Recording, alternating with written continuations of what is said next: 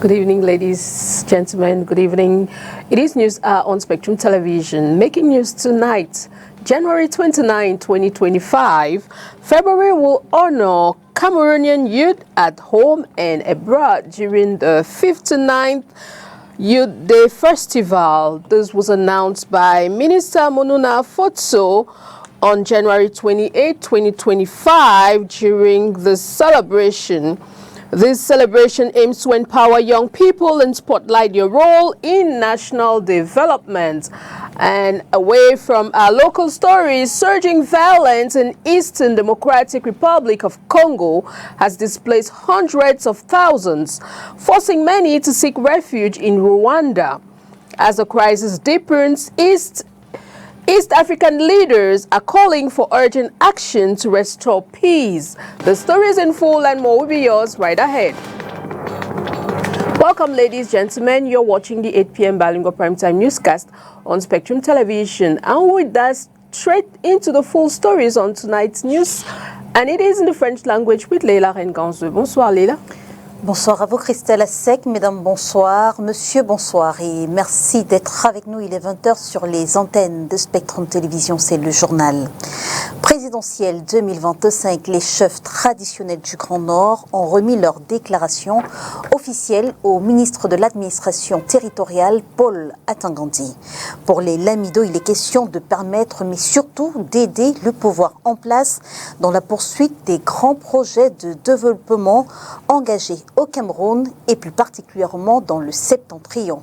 Ils appellent ainsi Paul Biya à se représenter en octobre prochain. Olivier Bouzique. C'est une sortie en marge de la réunion du Conseil des chefs traditionnels. Malgré quelques foyers de tensions sécuritaires, ces chefs traditionnels religieux des 3 régions du septentrion disent être satisfaits de l'évaluation faite de la situation politique, sociale et économique du Cameroun, notamment par la réalisation de certains projets de développement. Les chefs traditionnels et chefs religieux du septentrion remercient particulièrement le chef de l'État, son Excellence, M.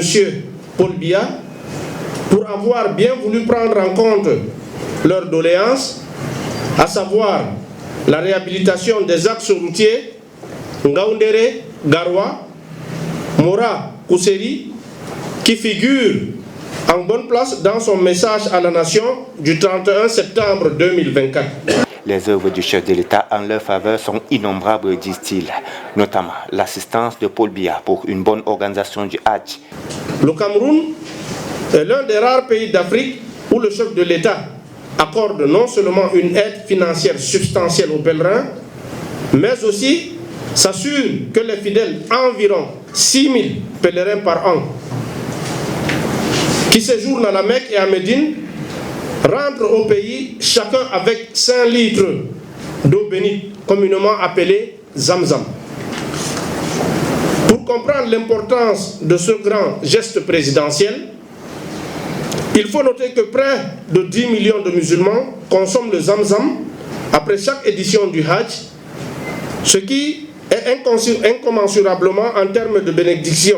Pour ces motifs, ils appellent à une nouvelle candidature du président de la République à l'élection présidentielle. Ils ont remis leur déclaration au ministre de l'administration territoriale. Je ne suis qu'un instrument, n'est-ce pas, pour exécuter les très hautes directives du chef de l'État. Donc je voudrais vous dire sincèrement que nous allons transmettre fidèlement votre engagement au chef de l'État. Ils vont pour la suite préparer le terrain dans leurs localités respectives dès leur retour sur place.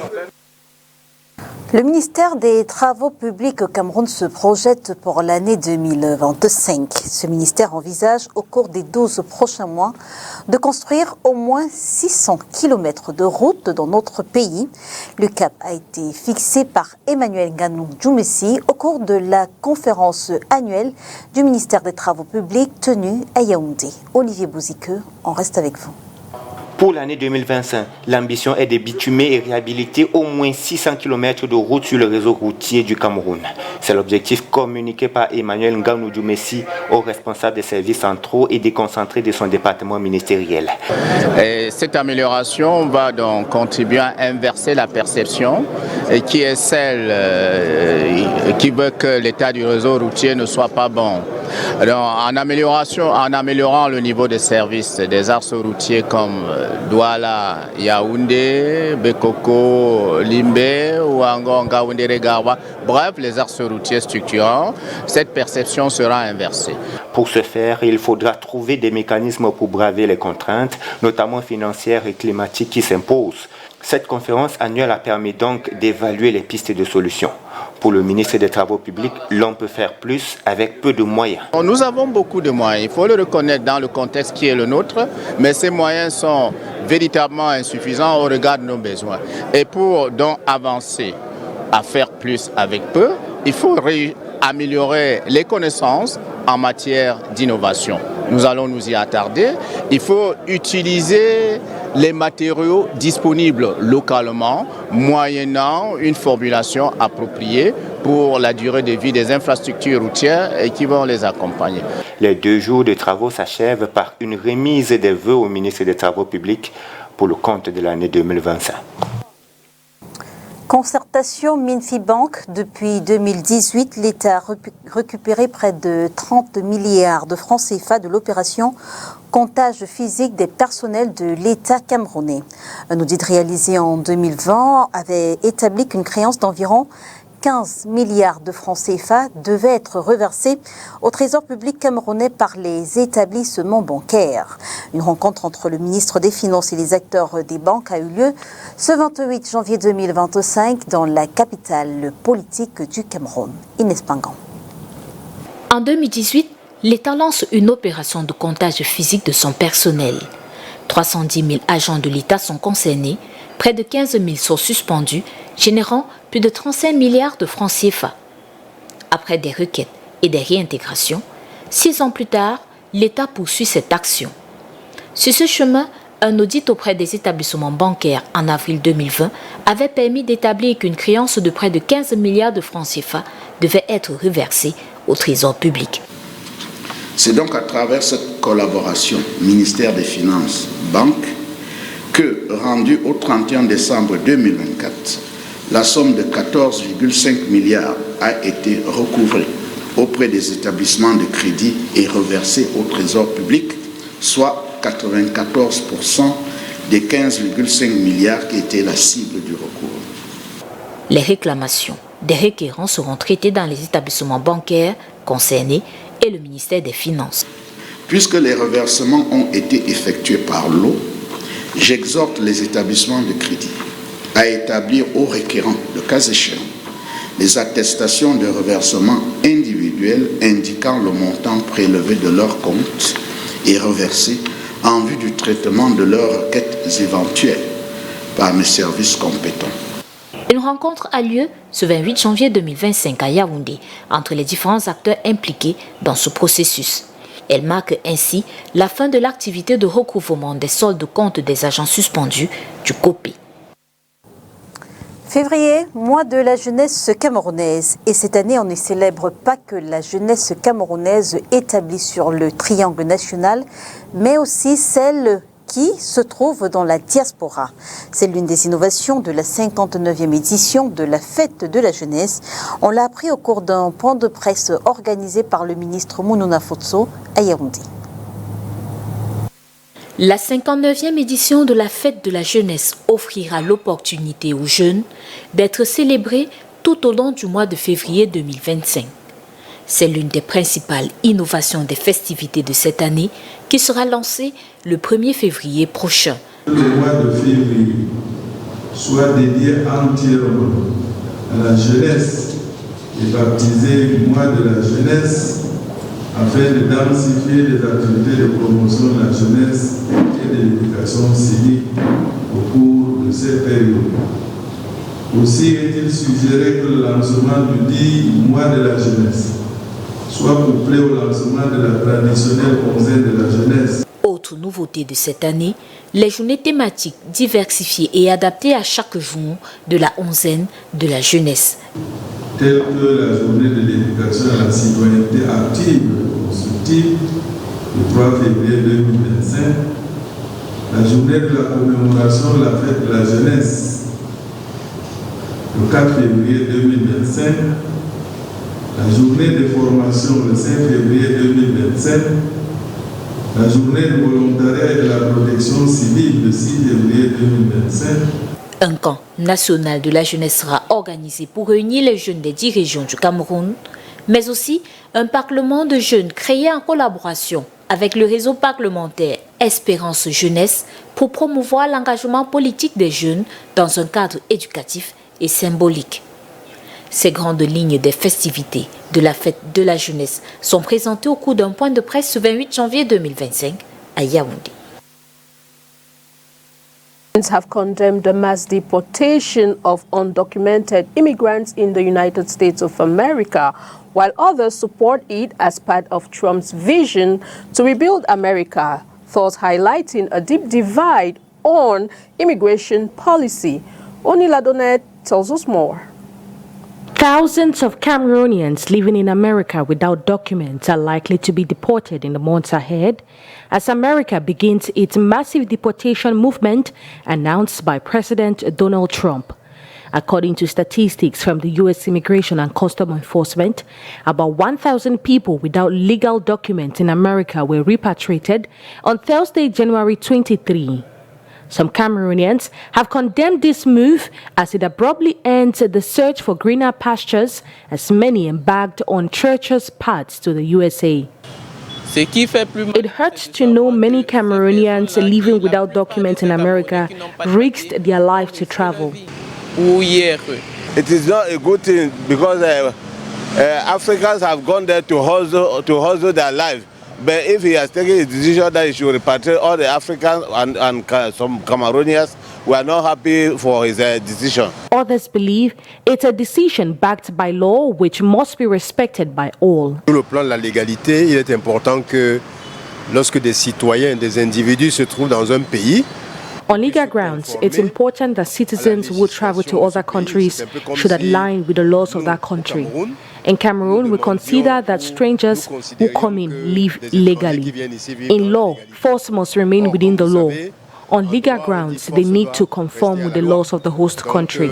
Sur le plan de la légalité, il me semble qu'ils doivent effectivement se conformer à la législation du pays d'accueil. C'est important. Je dirais que ça peut être une décision. It may be a decision intended to reconstruct or even rebuild his country. In some countries, illegal migrants are exposed to all sorts of things. Ils sont exposés à tout un tas de trucs. The timing has, however, been flagged as it gives these immigrants no time to prepare. Donald Trump aurait pu. President Donald Trump should have told the individuals to be repatriated to prepare for maybe 1 year, 6 months, or even 3 months. Ample time for everyone to return to their various homes. This is not the first time such massive deportation exercises have been conducted in America. Figures by the Immigration Policy Institute show that under the Biden administration, over 1.5 million people were repatriated, with close to 271,000 in 2024. And we now take you over to our international stories, where surging violence in Eastern Democratic Republic of Congo has displaced hundreds of thousands, forcing many to seek refuge in Rwanda. As the crisis deepens, East African leaders are calling for urgent action to restore peace. Details with our VOA partners. Gunshots echo through Goma, one of the largest cities in the Democratic Republic of Congo, as terrified civilians scramble for safety.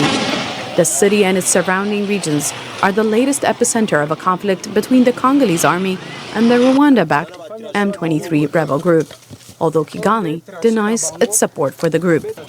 This increase in violence has displaced thousands of people and prompted urgent regional diplomatic efforts led by the current chair of the East African Community, Kenyan President William Ruto, to address the crisis. And we are all in agreement that now more than ever, it is an existential issue, not just for the people of Eastern DRC, but for this region. The situation in Eastern DRC now demands our collective focus The conflict is part of a broader war in eastern DRC, where more than 120 militants and armed groups operate, often competing for control of the area's rich mines. North Kivu province, a long-standing flashpoint, has seen a surge in fighting, forcing people like Lomu Biondo Manuel to flee repeatedly. We face a lot of hardships. We want to go back to our original homes. We want peace. Another woman fleeing Mugwanga, one of the largest camps for displaced people near Goma, says civilians are caught in the crossfire. We have nothing to give to our children that we are running with. We are just fleeing with nothing. It's all in God's hands. All we can do is run. The United Nations says more than 5.5 million people are displaced in the DRC, many of them in North Kivu. Humanitarian organizations warn that the situation is deteriorating rapidly. Aid delivery has been disrupted by blocking routes and increased violence, leaving many without basic needs, says Save the Children's country director Greg Brown. This upsurge in fighting has killed children. Children have been caught up in it, killed through explosions. In addition, hundreds of thousands, 200,000 children displaced from where they're living, some displaced for a second and third time. Humanitarian agencies say the needs far outweigh the available resources, and displacement isn't the only issue that children, women and girls face in displacement camps, Ram says. Sexual violence against women, girls, children is a serious problem. Rape is a weapon of war. Displaced people's camps can be terribly unsafe places. The numbers are overwhelming. And for each person we can help, and that the rest of the humanitarian community can help, we know that there are tens of others who are not getting the assistance they need today. Despite calls for the UN and East African leaders for a ceasefire, the violence continues, leaving millions in limbo. Salim Solomon, VOA News.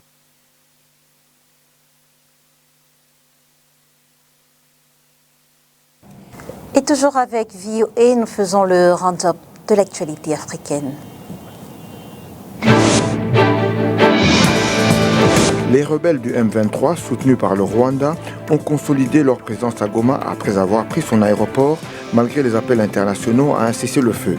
Les États-Unis et l'Union africaine demandent des actions contre l'offensive, tandis que le président Tshisekedi s'exprimera ce mercredi. Le président de la RDC a décliné de participer à la réunion prévue avec son homologue rwandais Paul Kagame pour tenter de résoudre la crise dans l'est du pays. De son côté, Kagame a discuté avec les États-Unis de la nécessité d'un cessez-le-feu et d'une résolution durable du conflit.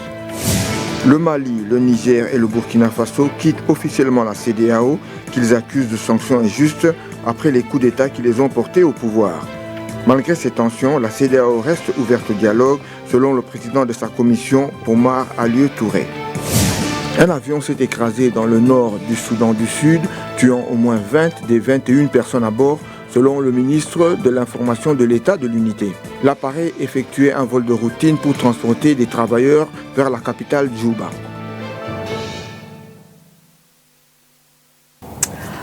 And in sports football, nearly 59 years after its founding, Bambutos de Mbuda has launched an academy in Douala to nurture young talent, offering training for players aged 13 and 17. This academy represents a significant step in developing future football stars as well as enhancing the club's legacy in Cameroonian football. Onila Donet has the rest of the story. Bambutus Football Club of Buda has launched its youth academy 59 years after the club's establishment. The long-awaited initiative represents a strategic investment in developing youth football talent and securing the club's future potential. The academy has been launched. From the technical aspect, we recruited the best coaches for the youths. We have players from the under-13 to the under-17. We will inculcate in them a game plan that will be applied right up to the first team. The academy, strategically positioned in Douala, offers an accessible approach to youth football training. Parents are required to contribute 60,000 francs annually, divided equally between transportation and equipment cost. Bambutus is a team with the most supporters in Cameroon, one of the most supported teams in Central Africa. It's time for people to respect us in this country. We started this project in the city of Buda, stretched it to Douala. Douala because wherever Bambutus goes, it's at home. We came to where we can find talent. Recruitment for the academy commenced in October 2024 and continues to identify promising young talents. The training schedule is structured to accommodate youth athletes with sessions held on Monday and Wednesday at 4:30 and Saturday at 10:30 a.m. Located at Centre d'Accueil Bipanda. The club's administration has emphasized child safety as a paramount concern throughout the program. We noticed engagement from the youth. Over 200 children showed up for the test. We retained a few. The academy is not closed. We are on a long project which will have an impact in Europe. Looking forward, the Bambutus Football Club Academy aims to compete in the youth tournament organized by FECAFOOT with aspirations to participate in broader national competitions. The Southwest Regional League starts in February and teams are lacing their boots for this. In the Meme Division, Legion Football Academy is into close to 3 months of training as they nurse the ambition of qualifying for the national interpools. We remain with you, Oni Ladonette.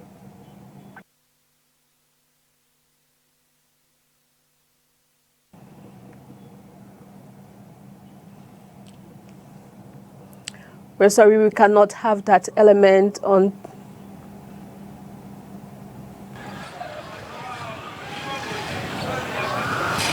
Legend Football Academy is gearing up for an explosive Southwest Regional League campaign, implementing a strategic squad overhaul after their promising debut in last season's mini interpolls. We have been preparing about 3 months ago. You know, we are the favorite in the Southwest and in Meme. So even they said that the league is starting tomorrow, we are prepared for that. The technical team has orchestrated a calculated transfer strategy, bringing in fresh tactical talent to reinforce their playing roster and elevate their competitive edge. You know, for a team to succeed, you must sell and buy. And we are so very happy that at the end of last season, we have managed to send away 2 players for the elite, which is very important. Nevertheless, we have made a replacement for that, good replacement, which is good for the team. The club's transfer window has been marked by shrewd acquisition, with the standout signing being Samuel Carl, a prolific forward who formerly played for Kumba Lakers. Carl, known for his clinical finishing and attacking prowess, has inked a 1-year contract with an audacious personal target of netting 50 goals. Sakwe Carl Busambe, I'm the striker for Legend. So, yeah, I know my job. My job is to score goals, and that's why I'm here for. Hard work. Success comes easy. So I think my coach is giving me confidence, and we have been working hard. So I think it's going to be easy for us because we have that determination. So it's going to be, like I said, my ambition is to score 50 goals for the club this season. 50 goals. Yeah, 50 goals. Complementing this offensive firepower, Daniel Mbamene's arrival from Future Dream adds depth and creativity to the squad's midfield dynamics. Well, right now I think we are preparing so hard, though we don't know what the season has for us. But with the help of our coaches, my teammates, and some other staffs, I think we'll do well. Because me and my teammates, we are really fit for the job. And I'm sure it's going to be a wonderful season. That has always been my dream. And last year I was like, we were third during the league. And I was really nervous because I couldn't make it there. It's something I've never experienced. And I'm sure with this team, I can do that this year. Legend's tactical blueprint for the upcoming season involves navigating a challenging group stage featuring formidable opponents like Kumba Lakers, Kumba City, Bright Stars, Future Dreams and Waspito. And that report from Oni Ladonette puts an end on tonight's news edition on Spectrum Television. Thanks for watching, ladies and gentlemen. We do appreciate your time with us. Stay true to programs on Spectrum Television. See you tomorrow, God willing, for more news and fresh updates on STV. Good night. Good night, Leila. Bonsoir à vous, Christelle Assec. Mesdames et messieurs, merci de nous avoir suivis. On se retrouve dès demain 20h sur les antennes de Spectrum Télévision. Si, bien sûr, Dieu le veut, Bonsoir.